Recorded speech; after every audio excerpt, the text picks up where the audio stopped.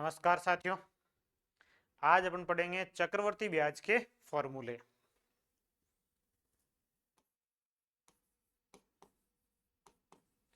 चक्रवर्ती ब्याज इंग्लिश में इसको बोलते हैं कंपाउंड इंटरेस्ट, CI। चक्रवर्ती ब्याज में एक फॉर्मूला ही है वैसे मिश्र धन का, उसी फॉर्मूले को हल करके इन सारे ज्ञात करने होते हैं। मिश्र धन बराबर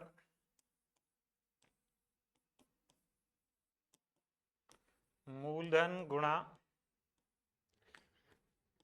100 प्लस R बटे 100 और इसकी पावर T। R का मतलब है दर वार्षिक, वही दर हमेशा वार्षिक प्रतिशत में लिखनी है, सरल ब्याज की तरह इसमें भी है दर वार्षिक प्रतिशत, T समय, और समय जो आपको लिखना है वो लिखना है वर्ष में, समय वर्ष में लिखना है, दर वार्षिक प्रतिशत लिखनी है। फॉर्मूला मिश्र धन का है। फिर आपको जब चक्रवर्ती ब्याज ज्ञात करना होगा तो ब्याज बराबर होगा मिश्र धन माइनस मूलधन। मिश्र धन में से मूलधन को घटा लेंगे।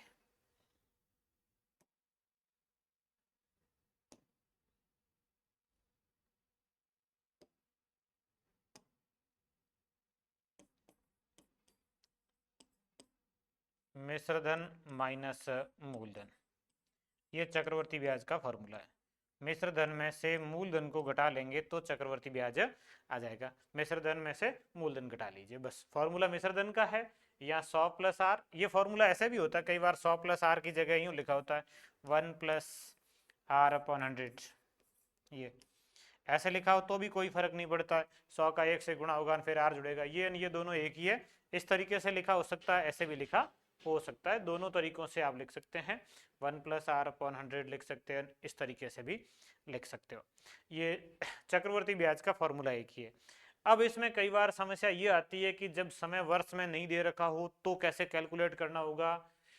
दर वार्षिक नहीं होगी तो उसको वार्षिक में बदलेंगे कैसे। वार्षिक में बदलने के लिए 12 से गुणा करना, तो यहाँ दिक्कत नहीं है।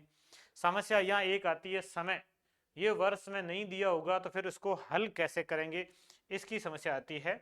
अब जैसे कोई मूलधन मान लीजिए कि 5000 है और इस 5000 रुपये पर 20% की दर से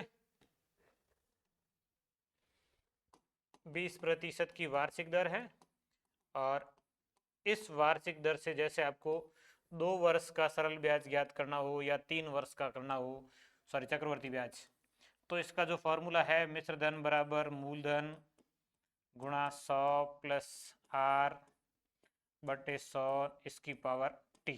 फॉर्मूला तो ये है, जहाँ मूलधन आप लिखेंगे 5000, अब दर लिखेंगे 20, तो ये होगा 120 बटे 100। 2 वर्ष है तो यहाँ पावर कितनी लगेगी, 2 लगेगी, मतलब इसको कितनी बार लिखना है, 2 बार। अब यही 3 वर्ष होंगे तो इसको कितनी बार लिखना है, 3 बार लिखना है। यही 4 वर्ष होंगे तो कितनी बार लिखना है, 4 बार लिखना है। अब समस्या ये आती है कि यदि 2 वर्ष 3 वर्ष की जगह ऐसे आ जाता, 2.5 वर्ष का चक्रवर्ती ब्याज ज्ञात करो या 3.25 वर्ष का चक्रवर्ती ब्याज ज्ञात करो, इस तरीके से हो सकता है। 2.5 वर्ष का, 3.25 वर्ष का, इसको कैसे हल करना ये विशेष बात है। 2.5 वर्ष का जैसे ज्ञात करना हो तो 2 वर्ष का तो आपने लिखा है, यही लिखना है। अब इसके साथ में आधे वर्ष का चक्रवर्ती ब्याज और लेना है, ये लिखा जो है 2 वर्ष का। अब आधे वर्ष के लिए आपको क्या करना है कि दर है जो 20%, उसका इस 1/2 से गुणा कर लेंगे। 20 का 1/2 से गुणा करेंगे तो कितना आ जाएगा, 10। तो इसके साथ में आपको 110 बटे 100, 100 के साथ में दर जो जोड़नी है, अब वो 20 की जगह कितना जोड़ेंगे, 10 जोड़ेंगे आधे वर्ष के लिए। अब यदि ये होता तो इसमें आप 20 को गुणा करते हैं 1/4 से, 20 4 से कट जाएगा, 5 बार कितनी आती, 5% आती। तो यदि 3.25 वर्ष का लेते हैं तो आप 5000, इसके गुणा में 120 बटे 100, 3 वर्ष का लेंगे, फिर 1.25 वर्ष वाले का जो 1/4 का है वो 5 इसमें जोड़ेंगे, तो ये 105 बटे 100। ये जो मिश्र धन आएगा ये 3.25 वर्ष का आएगा, और ये जो आएगा ये 2.5 वर्ष का आएगा। तो 2.5 वर्ष का और 3.25 वर्ष का, मतलब ऐसे कुछ आ जाए 2/3 का, तो जो दर है उसका गुणा करके फिर उसके साथ में लिख लो 3 वर्ष पूरे और ये 1/4 वर्ष का। इस तरीके से चक्रवर्ती ब्याज ज्ञात किया जाता है। बाकी समय दर मूलधन ज्ञात करने के सारे फॉर्मूले इसी एक ही फॉर्मूले में है और इसी को पक्षांतरण करके लिखना होता है। अब इसके बाद आती है एक शर्तों के अनुसार कैलकुलेशन होती है। चक्रवर्ती ब्याज जो होता है वो ब्याज पर ब्याज कैलकुलेट करता है, मतलब ब्याज के साथ में जो ब्याज आएगा उसका और ब्याज लगेगा। एक ब्याज लगता है मूलधन का, एक ब्याज लगता है ब्याज का, तो इसमें दोनों ब्याज लगते हैं, मतलब मिश्र धन पर ब्याज लगता है। इसको कैलकुलेट भी करेंगे और कैलकुलेट करने में ये है कि अलग अलग शर्तें होती है। विशेष शर्त, एक शर्त होती है अर्धवार्षिक, अपने एक एक शर्त को अलग से ढंग से पढ़ लेंगे। अर्धवार्षिक शर्त, अब अर्धवार्षिक शर्त में यह होता है कि ब्याज की जो गणना है वो 6 महीनों से की जाएगी।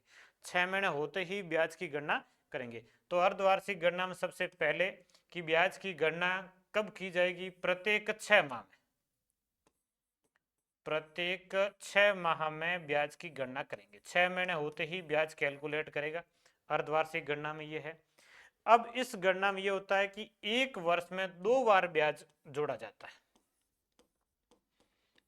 एक वर्ष में कितनी बार, 2 बार ब्याज की गणना की जाएगी। एक वर्ष में 2 बार ब्याज की गणना की जाएगी। अब इस गणना में यह होगा कि जो प्रश्न में दर दे रखी है, समय दे रखा है, उसको बदलना होता है। जो दर होती है वो आधी हो जाएगी, दर आधी हो जाएगी और जो समय होगा वो दुगुना हो जाएगा। दर आधी और समय दुगुना, ये ध्यान रखना हमेशा। दर में 2 का भाग देना, समय को 2 से गुणा करना।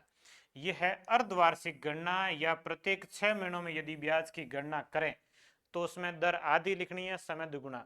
मान लीजिए कि प्रश्न में आपको 20% दर और 1.5 वर्ष का ब्याज ज्ञात करना है, तो आप 20% में 2 का भाग देके दर लिखेंगे 10% और इसको 2 से गुणा करके 1.5 का 2 से गुणा 3, तो 10% की दर से 3 वर्ष का चक्रवर्ती ब्याज ज्ञात करेंगे। यह है अर्धवार्षिक गणना। यदि अर्धवार्षिक गणना करनी हो तो इस तरीके से। इसके बाद आता है त्रैमासिक गणना, त्रैमासिक शर्त या त्रैमासिक गणना। इसका अर्थ हुआ है कि प्रत्येक 3 माह में ब्याज की गणना करेगा। प्रत्येक 3 माह में ब्याज की गणना करेगा और इस गणना में यह होगा कि एक वर्ष में यदि 3-3 महीनों से करें तो एक वर्ष में कितनी बार, 4 बार। एक वर्ष में 4 बार ब्याज जोड़ेगा। तो इस शर्त में जो दर है उस दर के अंदर आपको भाग देना है 4 का और जो समय होगा उस समय को गुणा करना है 4 से। समय 4 गुणा होगा, दर में 4 का भाग देंगे। ये यहां से पता चलेगा एक वर्ष में कितनी बार हो रहा है उसका, एक वर्ष में कितनी बार हो रहा है उसका गुणा करना है और दर में भी उसी का भाग देना। एक वर्ष में कितनी बार होता है, मेन चीज ये है। अब यहाँ पर कई बार अलग अलग त्रैमासिक है, इसकी जगह यदि आपको ऐसे पूछ ले कि ब्याज की गणना प्रत्येक 4 माह में की जाए, ब्याज की गणना प्रत्येक 4 माह में, यदि 4 माह में करें तो फिर आपको यह देखना है कि एक वर्ष में कितनी बार ब्याज जोड़ेगा। एक वर्ष में 4-4 महीनों से यदि ब्याज जोड़े तो एक वर्ष में 3 बार वो ब्याज की गणना करेगा। तो इस स्थिति में जो दर होगी उसमें भाग देना है 3 का और जो समय होगा उसको गुणा करना है 3 से। दर बटे 3, समय गुणा 3। एक वर्ष में कितनी बार हो रहा है, वही एक वर्ष में कितनी बार है तो उसके अनुसार दर में 3 का भाग, समय का 3 से गुणा। एक वर्ष में कितनी बार, ये मेन चीज है। अब गणना कई बार होती है कि वो 2 महीनों से करें। चक्रवर्ती ब्याज की गणना प्रत्येक 2 माह में, यदि 2-2 महीनों से ब्याज जोड़े तो वो एक वर्ष में कितनी बार ब्याज जोड़ेगा, 6 बार जोड़ेगा। 2-2 महीनों से ब्याज जोड़े तो 12 महीनों में कितनी बार, 6 बार। तो इस स्थिति में आपको क्या करना है कि दर में भाग देना है 6 का और समय को गुणा करना है 6 से। मेन बात यह है कि वर्ष में कितनी बार कर रहा है उस पर आधारित है ये। अब यदि कई बार ऐसे न पूछ के ऐसे पूछ ले कि प्रत्येक 8 महीनों से करें, प्रत्येक 8 माह में, अब यहां समस्या आती है कि एक वर्ष में कितनी बार होगा, 8 महीनों से करें तो एक अंक, फिर दूसरा तो पूरा होता ही नहीं है। अब देखिए तो कैसे करना है, ये प्रश्न अभी पूछा भी गया था एक बार, प्रत्येक 8 माह से यदि ब्याज की गणना करें तो किस तरीके से। देखो एक जनरल सा उदाहरण देखें, 2 महीनों से करते हैं तब वर्ष में कितनी बार कर रहा है 6, कि कितने महीने थे 12 महीने थे, उस 12 महीनों पर किसका भाग दिया 2 का, इसलिए कितना उत्तर आया 6 आया। 12 में 2 का भाग दिया। इससे पहले जैसे 4 महीनों वाला था तो 12 में किसका भाग दे रहे थे 4 का, तो यहां से पता चला कितनी बार गणना कर रहा है। यदि वो 3-3 महीनों से करें तो कितनी बार कर रहा है वर्ष में 4 बार कर रहा है, तो कितनी बार कर रहा है ये यहां से पता चलेगा। अब मैं आपको इस 8 महीनों को बताऊं कि 8 महीनों से यदि करें तो कितनी बार होगा, तो आपको भाग देना किसमें 12 में 8 का। यदि 8 महीनों से कैलकुलेट करें तो 12 में 8 का भाग देना, 12 में 8 का भाग 4 से कट जाएगा, ये 3 बार ये 2 बार। तो इस स्थिति में आपको क्या करना है कि जो दर है उसके अंदर भाग देना है, किसका 3/2 का, और जो समय है उसको गुणा करना है किससे 3/2 से। वर्ष में कितनी बार हो रहा है 3/2, डेढ़ गुणा, वर्ष में 1.5 बार हो रहा है तो 1.5 का भाग देंगे, इसमें 1.5 से गुणा करेंगे, ये चीज ध्यान रखनी है। अब इसको पूरे को एक सारणी से समझ लेते हैं। सबसे पहले लिख रहे हैं कि वर्ष में कितनी बार कर रहे हैं या कितने महीनों से करते हैं, ये 6 माह से करें, मेन चीज अर्धवार्षिक। फिर दूसरी चीज कि 4-4 महीनों से करें, फिर तीसरी चीज 3-3 महीनों से करें, 6-6 महीनों से करें, और जैसे 8 महीनों से करें। ऐसी स्थितियां बन सकती हैं कि वो गणना अलग अलग करें। 6 महीनों से गणना करेगा तो वर्ष में कितनी बार गणना होगी, तो 12 में 6 का भाग देंगे, वर्ष में गणना होगी कितनी बार 2 बार। इसलिए आपको क्या करना है, दर में 2 का भाग देना है और समय को गुणा करना है किससे 2 से। 4-4 महीनों से गुणा करें तो 12 में 4 का भाग देंगे, एक वर्ष में कितनी बार 3 बार, इसलिए आपको दर में 3 का भाग देना है, समय को गुणा करना है किससे 3 से। 3-3 महीनों से करेगा तो 12 में 3 का भाग देंगे, एक वर्ष में कितनी बार होगा 4 बार, तो आपको दर में भाग देना है 4 का और समय को गुणा करना है 4 से। 6-6 महीनों से करें तो 12 में भाग देंगे 6 का, एक वर्ष में कितनी बार 2 बार। 6 महीनों का पहले आ चुका है, इसको लिख लो 2 महीनों का। यदि 2-2 महीनों से गणना करें तो 12 में भाग देंगे 2 का, वर्ष में कितनी बार होगा 6 बार होगा, तो आप दर में भाग देंगे 6 का और समय को गुणा करेंगे 6 से। 8-8 महीनों से करेंगे तो आप 12 में भाग देंगे इसका 8 का, इसको आप 3/2 लिखेंगे, तो फिर दर है उसमें भाग देना है 3/2 का, और जो समय है उसको गुणा करना है 3/2 से। अब ऐसे ही 5 महीनों का हो सकता है, 5 महीनों का, 7 महीनों का, 9 महीनों का। जैसे 9 महीनों का आ जाए कि यदि ब्याज की कैलकुलेशन 9 महीनों से करें तो आप 12 में भाग देंगे 9 का, 3 से कट जाएगा, ये 4 बार ये 3 बार। तो इस स्थिति में आपको दर में भाग देना है 4/3 का, जो समय होगा उसको गुणा करेंगे 4/3 से, ये 9 महीनों का। अब यदि 5 महीनों का आ जाए, 5 महीनों का आ रहा है, इसका मतलब 12 में भाग देंगे इसका, 5 का नहीं कटते हैं तो यही है, तो आपको जो दर है उसके अंदर भाग देना है 12/5 का, और जो समय है उसको गुणा करना है 12/5 से। सारी शर्तों का मामला क्लियर, आपको समझ में भी आ गया, बहुत आसान सी चीजें हैं, बस वर्ष में कितनी बार हो रहा है ये ध्यान रखना है, और ये भी नहीं पता चले तो 12 में भाग दे दो। इस तरीके से आप सारी प्रकार की कैलकुलेशन, अर्धवार्षिक, वार्षिक, त्रैमासिक, 4 मासिक, 5, 8 जो ज्ञात करना हो कर सकते हैं। इसके बाद फॉर्मूले आते हैं साधारण ब्याज और चक्रवर्ती ब्याज में अंतर के, कि सरल ब्याज और चक्रवर्ती ब्याज में अंतर कितना होगा। इसमें 2 फॉर्मूले हैं, एक 2 वर्ष के अंतर का, एक है 3 वर्ष के अंतर का। सरल ब्याज और चक्रवर्ती ब्याज में अंतर का फॉर्मूला 2 वर्ष के लिए जो फॉर्मूला है वो ऐसे है, मूलधन गुणा दर बटे 100 और इसका स्क्वायर, ये फॉर्मूला है 2 वर्ष के अंतर का।